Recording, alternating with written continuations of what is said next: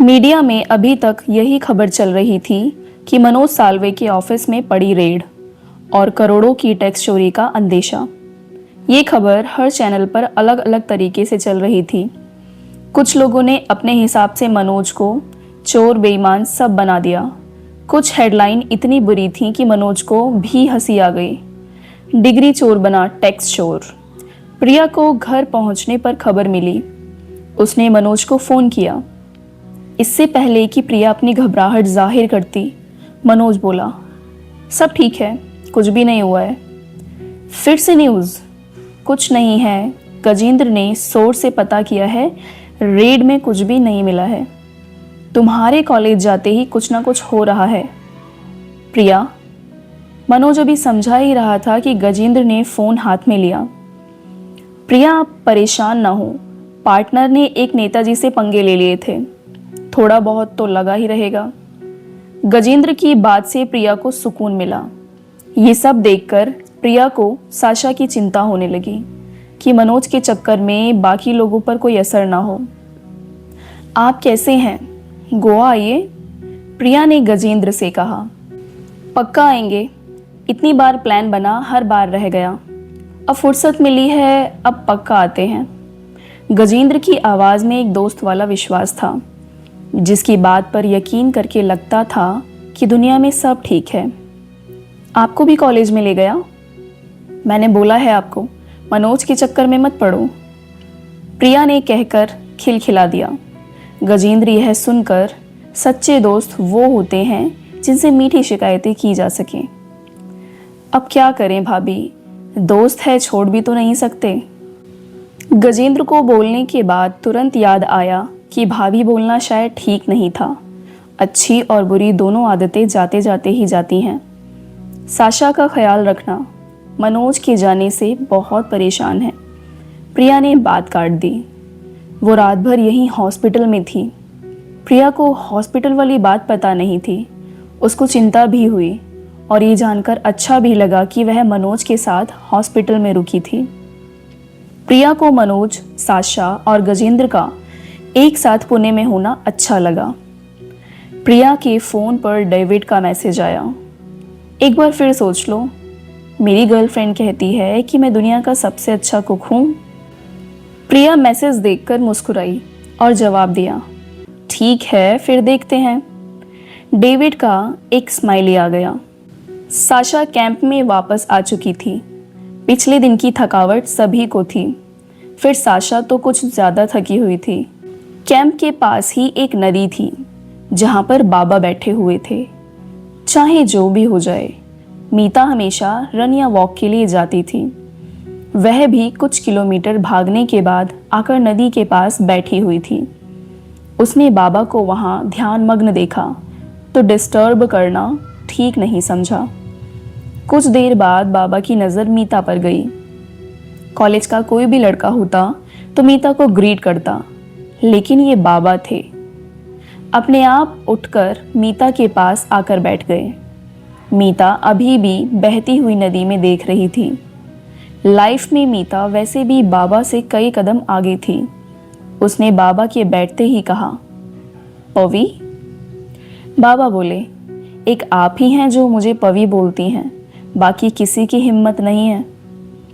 मीता ने मुस्कुराते हुए कहा, बाबा बोलूं? जो आपको ठीक लगे। बाबा हल्का सा शर्मा गए। तो बाबा, क्या लगता है जीवन क्या है? मीता ने बहती हुई नदी की ओर देखते हुए पूछा।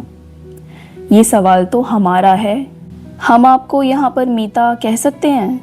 वो क्या है कि मैम बोलने का मन नहीं है। मीता मुस्कुराई। आप बाबा हैं, आप कुछ भी बोल सकते हैं। मीता भी सामान्य प्रिंसिपल जैसी नहीं थी। कॉलेज में कोई भी उसको मीता नाम से पुकार सकता था, हालांकि सब लिहाज में मैम बोलते थे। फिर क्या लगता है जीवन क्या है? सही बताएं, हमको नहीं पता। बैठ के बाकी लोगों के साथ किताबें पढ़कर टाइम पास कर लेते हैं, लेकिन सही में नहीं पता। कभी कभी साला बिना बात के रोना आ जाता है। बड़े से बड़े दुख आए, जब आए तो रोना ही नहीं आया। कुछ समझ नहीं आता, बस एक बेचैनी है। ये बाबा वाबा सब ड्रामा है। मुझे कोई जान ना जाए, शायद इसलिए मैंने अपनी एक इमेज बना ली है। मैं सच में कौन हूँ? मुझे डर है कि कोई मुझे जान ना जाए। मीता को एक हल्के फुल्के सवाल के बदले इतने लंबे जवाब की उम्मीद नहीं थी। बाबा की आंखों में नदी का थोड़ा सा पानी आ गया था, फिर कल रात का पानी अटका था। ये कहना मुश्किल था। मीता ने कोई जवाब नहीं दिया। बाबा पास खड़े कंकड़ पानी में डालते रहे, जैसे अपने सवालों का नदी में तर्पण कर रहे हों।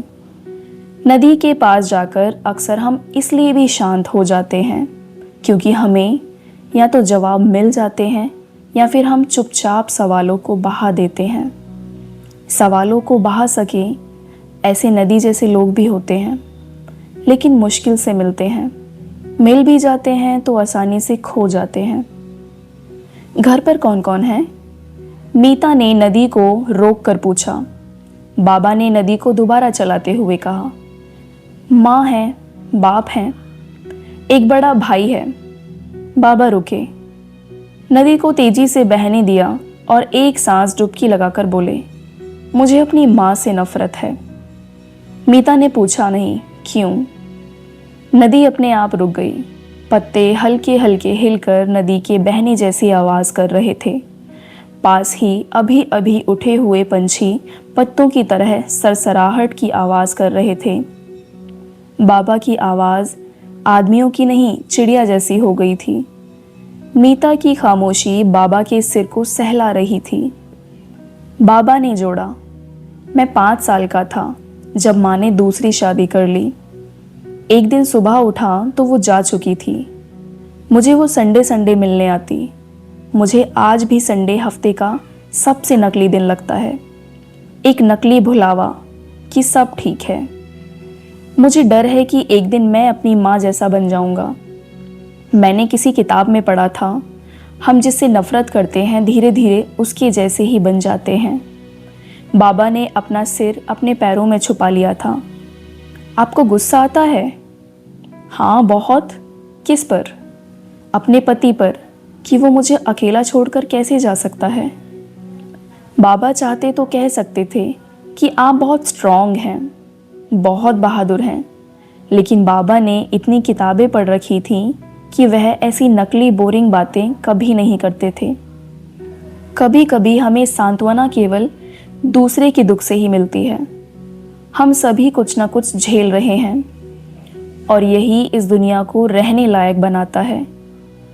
इस दुनिया को दुख ने ही जोड़ कर रखा है, वरना उम्मीद पर दुनिया इतना लंबा नहीं टिक सकती। डेविड के रहने वाली जगह छोटी थी, लेकिन बहुत सुंदर थी। कमरे का एक हिस्सा समंदर के ठीक सामने खुलता था। डेविड ने टेबल कुर्सी ठीक समंदर के पास में रखी थी। टेबल पर एक मोमबत्ती जल रही थी। कुर्सी पर बैठने पर समंदर का पानी बार बार पैरों को हल्के हल्के से थपकी देकर आ और जा रहा था। प्रिया ने हल्का सा मेकअप किया हुआ था। उसने लाल रंग की ड्रेस पहन रखी थी। अपने साथ वह कुछ फूल लेकर आई थी। जब से प्रिया डेविड से मिली थी, वह पहली बार इतना तैयार होकर मिल रहा था। टेबल पर शैंपेन की बोतल थी। डेविड बहुत खुश था। उसके पूरे घर में छोटी छोटी डिम लाइट लगी हुई थी। इतना रोमांटिक माहौल बनाया हुआ है तुमने, कोई और आने वाला है क्या? प्रिया ने फूलों के गुलदस्ते को डेविड को देते हुए कहा। डेविड मुस्कुराया। डेविड ने प्रिया का हाथ पकड़कर वेलकम किया। उसने चेहरा आगे बढ़ाया। प्रिया ने अपना चेहरा पीछे नहीं किया। वह हाथ पकड़कर उसको टेबल कुर्सी तक ले गया। प्रिया को याद नहीं था कि इतना स्पेशल उसने कब महसूस किया था। डेविड ने जो कुछ बनाया था उस हर चीज़ में दुलार था। प्यार इतना घिसा हुआ इमोशन है कि नए तरीके से प्यार जताना इस दुनिया का सबसे मुश्किल काम है। प्यार के आविष्कार के बाद से एक आविष्कार इस बात का भी होना चाहिए कि प्यार को नया कैसे करें। हर साल इसको जताने के शब्द बदल देने चाहिए ताकि सब कुछ वहीं होकर भी नया हो जाए। चीज़ें घिसें लेकिन पिटे नहीं। सिंगल थिएटर में कोला की आवाज़ सा बजते आए प्यार। रद्दी हो चुके लाल पोस्ट बॉक्स की तह में पड़ी रह गई चिट्ठी की बेचैनी जैसा आए प्यार। ठंडी हो चुकी चाय में कुछ दूध और चाय की पत्ती मिलाकर 1 से 2 आधे कप से थोड़ा सा ज़्यादा होकर लौटे प्यार। बच्चों की दुनिया को पहली बार देखने के अचरज से भरे हुए शब्द लेकर लौटे प्यार। अलमारी की तह में रखे अखबार के नीचे खोई हुई ज़रूरी चीज़ सा अचानक लौटे प्यार। प्लेटफॉर्म छोड़ चुकी ट्रेन अचानक किसी प्रार्थना से रुक जाए, 2 हाथों के मिलने के बीच की जगह जैसा मिल जाए प्यार। किसी का सिर सहला दिया और बाल बिगाड़ दिए, किसी की उंगलियां पकड़कर थोड़ा सा समय रोक लिया, किसी के दर्द को बिना अपना दर्द जताए हुए सुन लिया, किसी के लिए रो लिए, किसी न आने वाले का इंतज़ार कर लिया, बिना कुछ चाहे किसी का भला कर दिया, किसी को कुछ पल को ही सही स्पेशल फील करा दिया। प्यार ने अपने पुराने तरीके बदल लिए हैं और किसी को बताया नहीं है। सही कहते हैं कि प्यार में लोग बदल जाते हैं, पर कहना चाहिए था कि प्यार में लोग नए हो जाते हैं। घिसी पिटी दुनिया में किसी के लिए अपने आप को नया कर लेना ही तो प्यार है। एक ऐसी किताब जिसको एक बार में बस 2 ही लोग पढ़ सकते हैं, जिन्होंने मिलकर उसे लिखा है। डेविड उसी बात को कहने के नए तरीके ढूंढ रहा था। प्रिया को इसलिए प्यार आ रहा था क्योंकि डेविड के तरीके नए थे। खाना तो अच्छा बना लेते हो, अपना कैफ़े खोल लो, प्रिया ने डेविड की टांग खींचते हुए कहा। डेविड मुस्कुरा रहा था। वह कोई भी गलती नहीं करना चाहता था। उसको पहली बार गोवा इतना अच्छा लग रहा था। गजेंद्र को सुबह सुबह कमरे में अपने लिए एक चिट्ठी मिली। ये चिट्ठी नोएडा से आई थी। गुनगुन ने गजेंद्र को वादा किया था कि हर महीने एक चिट्ठी तो पक्का लिखेगी। गजेंद्र को इस चिट्ठी का बेसब्री से इंतज़ार रहता। डियर चाचा, मैंने अपनी बेस्ट फ्रेंड को बताया कि मेरे चाचा कॉलेज पढ़ने गए हैं। तो उसने पूछा कि क्या चाचा फेल हो गए थे जो फिर से अपने कॉलेज वाले स्कूल में पढ़ने गए हैं। तो आप प्लीज़ मुझे बताना कि आप पढ़ने क्यों गए हैं। मैं मम्मी की सभी बात मानती हूँ।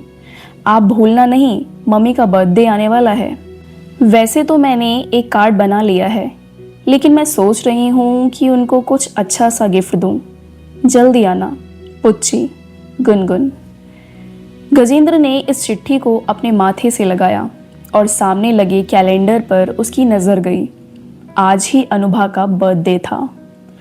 उसने झट से अनुभा को फ़ोन मिलाया। ठीक हैं आप? बढ़िया। आपका कॉलेज कैसा जा रहा है? ठीक ठाक। यहाँ आकर आराम है। दिल्ली में काम कर करके थक गया था। बीच में आना नहीं होगा यहाँ? शायद। क्यों, क्या हुआ? कुछ नहीं, आइएगा तो मिलिएगा। गुनगुन आपको पूछती रहती है। उसकी चिट्ठी मिली। कभी जवाब भी भेज दीजिएगा खुशी से। खुशी होगी। हाँ, कोशिश करूँगा। और कुछ नहीं कहना आपको? Happy birthday. Thank you. कुछ देर तक दोनों चुप रहे। फ़ोन पर गजेंद्र के कमरे से चिड़ियों के चहचहाने की आवाज़ अनुभा के पास जाती रही और अनुभा के आसपास से किचन और ट्रैफिक की आवाज़ गजेंद्र के पास आती रही। रोज़मर्रा की चीज़ों में कितनी आवाज़ें दब जाती हैं। कुकर की सीटी ने चुपचाप होती बातों की लय को झटके से तोड़ दिया। दोनों बहुत कुछ बोलना चाहते थे, लेकिन कुछ कहा ही नहीं। गजेंद्र का हाथ लगातार चिट्ठी को सहलाता रहा, जैसे वो चिट्ठी ना होकर अनुभा का माथा हो। एडवेंचर कैंप से लौटने के बाद का पहला दिन था। मनोज का इनकम टैक्स वाला मामला फ़िलहाल शांत पड़ चुका था। मनोज अगर कॉलेज में नहीं होता तो पूरे डिपार्टमेंट को हिला कर रख देता या कानून का कोई पेंच निकालकर उल्टा सरकार को परेशान करता। लेकिन कॉलेज आने के बाद से उसने अपने आप को काट लिया था। उसको कुछ चीज़ों का फ़र्क पड़ना बंद हो गया था। सुबह का नाश्ता वह गजेंद्र के साथ करता। नाश्ते के बाद दोनों दोस्त टहलते हुए अपनी अपनी क्लास में जाते। पार्टनर, अगर एक वकील जवाब न दे तो एक बात पूछूं? गजेंद्र से कभी मनोज को इतना घुमाकर पूछने की आदत नहीं थी। मनोज ने हंसते हुए कहा, पूछो, वैसे तो ये सवाल पर डिपेंड करता है कि जवाब वकील देगा या दोस्त।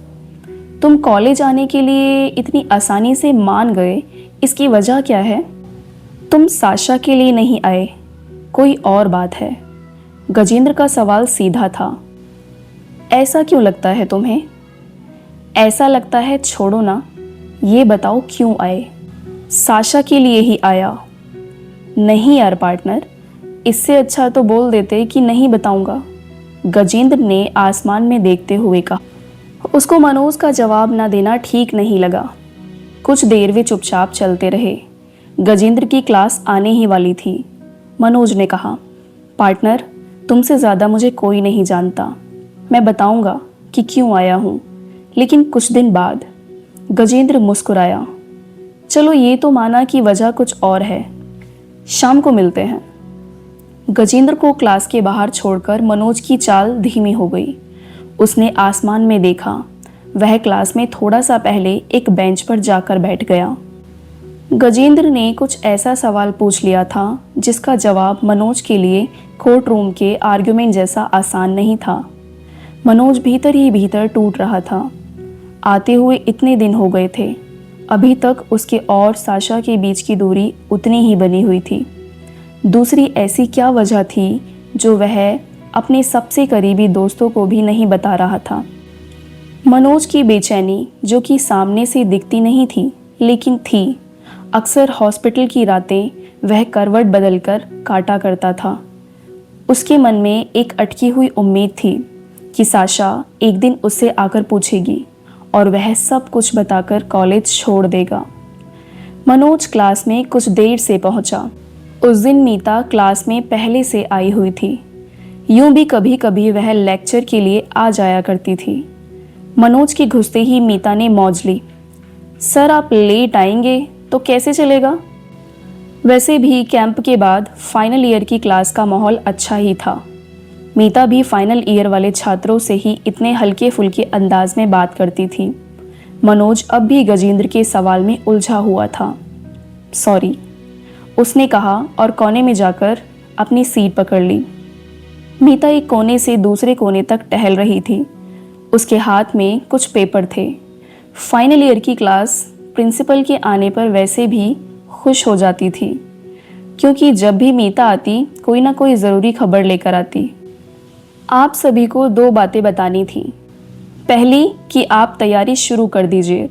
हमारी प्लेसमेंट सेल को लीगल फॉर्म से बहुत अच्छे रिस्पांस मिल रहे हैं। हमें उम्मीद है कि इस साल का प्लेसमेंट पिछले सारे रिकॉर्ड तोड़ देगा। मीता की यह बात सुनते ही पूरी क्लास में खुशी की लहर दौड़ गई। लोगों में फुसफुसाहट भी होने लगी। मीता भी यह बताते हुए बहुत खुश थी। उसको खुशी होती थी कि कम से कम जब से उसने ज्वाइन किया था, पुणे लॉ कॉलेज पढ़ाई और प्लेसमेंट दोनों में बहुत तेज़ी से ऊपर चढ़ता जा रहा था। मैम, मैं भी प्लेसमेंट में बैठ सकता हूँ ना? मनोज ने चुटकी लेते हुए कहा और पूरी क्लास खिलखिला उठी। एकदम बैठ सकते हैं। वैसे अच्छा लगेगा आपकी फर्म इस कॉलेज से कुछ स्टूडेंट्स को लेकर जाए, मीता ने कहा। पूरी क्लास ने ये सुनकर ताली बजाई। क्लास में हो रहे हो हल्ले को शांत करने का इशारा करते हुए उसने फिर बोलना शुरू किया। दूसरी खबर ये है कि आपके पेपर की मार्किंग हो गई है। आप सबको रिजल्ट आज मिल जाएंगे। मैं बस टॉप के 3 लोगों के नाम बताती हूँ। ये सुनकर पूरी क्लास में सन्नाटा छा गया। साशा ने बाबा की ओर देखा, बाबा ने मीता की ओर। मनोज अपनी सीट से क्लास के बाहर की तरफ देख रहा था। मीता क्लास के बीच में ठहर गई। वैसे तो ज़्यादा कुछ चेंज नहीं है। हर बार बाबा, मेरा मतलब पविरंजन, फर्स्ट आते थे और साशा सेकंड। इस बार हमारी क्लास का यंगेस्ट स्टूडेंट फर्स्ट आया है। साशा सेकंड और बाबा थर्ड। कांग्रेट्स मनोज। साशा ने दांत पीसे। बाबा को झटका लगा। क्लास सन्नाटे में थी। मीता के जाने के बाद सबसे पहले अनुषा ने मनोज को मुबारकबाद दी। क्लास के कई बच्चों ने आकर मनोज से पार्टी मांगी। मनोज बधाइयाँ लेते हुए साशा की ओर देख रहा था। बाकी लोग भी साशा को सेकंड आने की बधाइयाँ दे रहे थे, लेकिन साशा को सब बधाइयाँ फीकी लग रही थीं। साशा ने इस बार अपनी पूरी जान लगा दी थी। मनोज अगर कॉलेज नहीं आया होता तो साशा फर्स्ट आती। साशा को फिर से एक बार मनोज पर गुस्सा आया। साशा ने रिजल्ट चेक किया तो पहली बार वह बाबा से काफ़ी लंबे मार्जिन से आगे थी, पर मनोज से वह बस 2 नंबर कम थी। शाम को मीता ने अपने घर डिनर पर गजेंद्र और मनोज को बुलाया था। मीता ने खाना खुद बनाया था। गजेंद्र पहले से वहाँ मौजूद था। उसने भी अपने मन से खाना बनाया था। पुणे के मौसम में अब हल्की सी ठंडक थी। गार्डन में कुछ लकड़ियाँ जल रही थीं। मनोज अभी तक पहुँचा नहीं था। यार गजेंद्र, ये बता, वो तेरी चिट्ठी वाली ए कौन थी? मीता ने टेबल लगाते हुए पूछा। छोड़ो, अब तो पुरानी बात हो गई, गजेंद्र ने टालते हुए कहा। पुरानी है तो छोड़ो, क्यों? बताओ ऐसा कौन था कि तुमने शादी नहीं की? मीता ने जोर देते हुए कहा। डिनर पर मुझे परेशान करने के लिए बुलाया है क्या? हाँ और क्या, अब तो इतने साल हो गए, अब तो बता दो, मीता ने टेबल पर ग्लास रख कर कहा। टेबल क्लॉथ को एक बार बराबर किया। इसी बीच घंटी बजी। मनोज आ चुका था। गजेंद्र को बात बदलने का मौका मिल गया। सही टाइम से आए यार पार्टनर। वैसे क्या यार पार्टनर, क्या ज़रूरत थी टॉप करने की? छोटे छोटे बच्चों को परेशान करते हो। गजेंद्र ने गिलास में वाइन डालना शुरू की। मुझे क्या पता था कि टॉप कर जाऊंगा, मैं तो जानबूझकर कुछ नंबर के सवाल छोड़ आया था। ये सुनकर तीनों हंसे। मनोज और मीता भी अपने अपने गिलास ले चुके थे। मनोज और गजेंद्र दोनों को खाना बहुत पसंद आया। शाम धीरे धीरे बीत रही थी। इधर उधर की बातों के बीच पुराने समय को याद करते हुए तीनों खुश थे। अगर पुराने दोस्त साथ हों तो खुशी ढूंढनी नहीं पड़ती। खुशी को कभी उस पल में उतना नहीं पकड़ा जा सकता जितना कि ठीक उसी पल पर कुछ साल बाद लौटकर। सामने जल रही लकड़ियां 2-3 बार बदली जा चुकी थीं। आज मीता ने मूड बना रखा था। वह आज गजेंद्र को छोड़ने वाली नहीं थी। अब ये बताओ वो चिट्ठी वाली ए कौन थी? मीता को कहते हुए समझ में आया कि गजेंद्र शायद बताएगा नहीं। उसने मनोज से पूछा, तुम्हें पता है इसने शादी क्यों नहीं की? हाँ पता है, मनोज ने बहुत ही कैजुअली कहा। तुम्हें पता है? बस मुझे नहीं पता, मीता ने चौंकते हुए कहा। मुझे बताओ क्या बात है? गजेंद्र आज घिर चुका था। बताओ मनोज। मनोज ने 2 सिप ली और बहुत ही सीरियस होकर बोला, ये बेचारा आईएएस की तैयारी कर रहा, ए के घर वालों ने अच्छा लड़का देखकर शादी कर दी। मनोज चुप हो गया।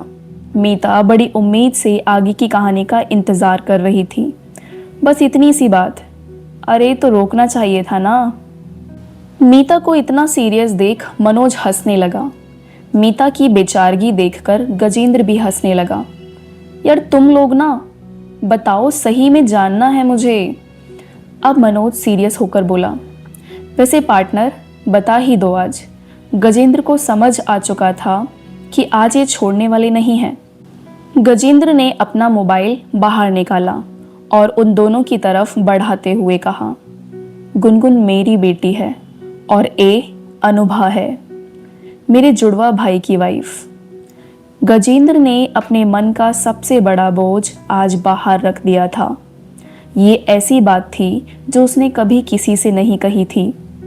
मनोज या मीता दोनों ही वैसे दोस्त नहीं थे जो कहते हैं कि ये गलत है, ये तुमने क्यों किया। फिर भी गजेंद्र ने यह सच सबसे छुपा के रखा था। हम सबके कुछ सच होते हैं जो खुद से भी छुपा कर रखने पड़ते हैं कि वो कहीं याद ना आ जाएं। याद आ भी जाएं तो हमें ये याद ना आ जाए कि हम सही में हैं कौन। शीशे के सामने दिखने वाला सच है जिसको हम इधर उधर टहला देते हैं। दुनिया का हर शख्स इस सवाल से जूझा है कि वो सच में है कौन। नाम, काम, पता, परिवार, शहर सब जानने के बाद भी कितना छुपा रह जाता है। हम वही हैं जो हमारे गहनतम राज हैं, बाकी सब ऊपर से किया हुआ पेंट है जो समय के साथ धुंधला पड़ जाता है। कायदे से इस समय मीता के घर की हवा में कई सवाल होने चाहिए थे, पर इस शाम के पास कोई सवाल नहीं थे। मनोज को वो बात याद आई कि वह वास्तव में इस कॉलेज में क्यों आया। वह आज का दिन एक बड़े राज के लिए काफ़ी था। गुनगुन से मिलवाओगे कभी? मीता ने खामोशी को काटते हुए कहा। पता है सबसे बड़ा दुख क्या है? गजेंद्र ने ये सवाल उन दोनों से नहीं बल्कि खुद से पूछा था। अपने बच्चों को अपने से दूर हुए बड़े होते हुए देखना। गुनगुन जब मुझसे गले लगती है तो मेरे सारे दुख पिघल जाते हैं। दुनिया से सारी शिकायतें एक पल में गायब हो जाती हैं। जीने का मन करता है, वरना क्या रखा है यार लाइफ में। गजेंद्र कभी इतना नहीं बोलता था। सरकारी नौकरी में रहते हुए वैसे भी उसे कम शब्दों की आदत हो गई थी। गजेंद्र की बातों का सिरा पकड़कर मनोज को साशा की बहुत जोर से याद आई। उसका मन हुआ कि बस अभी उसको बुलाकर सॉरी बोले और गले लगा ले। मीता को याद आया कि वह बच्चा प्लान कर रही थी। उसको अपने उस बच्चे की याद आई जो कभी हुआ ही नहीं। अनुभा से उसकी शादी क्यों नहीं हुई? उसके भाई से कैसे हुई? क्या उसके भाई को भी ये बात पता है? ये सब सवाल उस दिन के लिए ज़रूरी नहीं थे। असल चीज़ थी गजेंद्र का खुलना, उसका दुख। वो पार्टी कब खत्म हुई, सुबह कब हुई, किसी को याद नहीं था। आगे की कहानी अगले भाग में।